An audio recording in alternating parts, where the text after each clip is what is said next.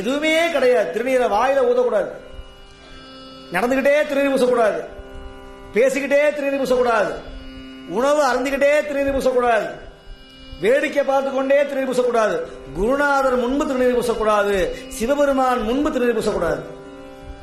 சத்து சொல்லுகிறது. இன்னைக்கு கோயிலில் திருநீர் கொடுத்தா சாமி முன்னாடி பூசக்கூடாது. இப்படி வாங்கி சுவாமிகிட்ட இருந்து திருநீரை வாங்கி பக்கத்தில் தான் திருநீரை பூசணும். இதுதான் மரபு. சிவலிங்கம் முன்னாடி பூசக்கூடாது திருநீரை, குருநாதர் முன்பு திருநீர் பூசக்கூடாது, நடந்துகிட்டே திருநீர் பூசக்கூடாது, வாயில ஏதாவது மின்னுகிட்டே திருநீர் பூசக்கூடாது, உட்கார்ந்து திருநீர் பூசணும். எப்படி பூசணுமா? நல்ல ரே நாரி நன்ன ரே தத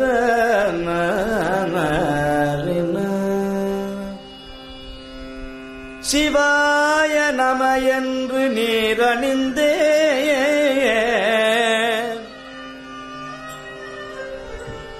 தருவாய் சிவகதி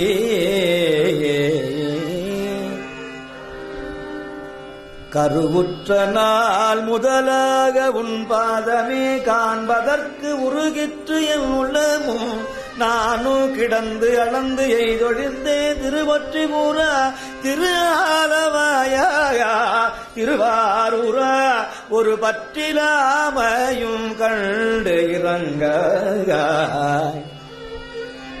கட்சியே கம்பனே திருவாய் பொலிய சிவாய நம சிவாய நம. அத சொல்லி பூசணுமா? தர்மபுரையா சொல்லுவார்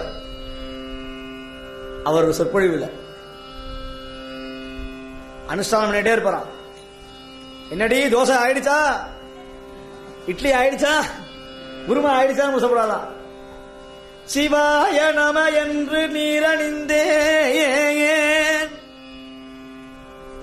சரி, சாமியிட கேட்கிறாரு, நான் அப்படி நீர் பூசினா என்ன தரணும்? பண்டமாற்று முறை. தருவாய் சிவகதி நீ பாதிரி புலியூர் ஹரனே. இதை விட எளிமையானது என்ன வேணும்? திருநீர் பூசினா சிவகதியை த அப்படின்னு கேட்கக்கூடிய திகிரியும் இந்த திருநீர் தான் உண்டு. திருநீர் நம்முடைய நயவஞ்சகத்தை நீக்கும். உடம்புல இருக்கிற காம குரோத லோப மத ஆச்சரியம் என்கிற 6 பகைகளையும் அறுக்கும். ஈசனுடைய திருவடி பக்கத்துல கொண்டு போய் சேர்க்கும்.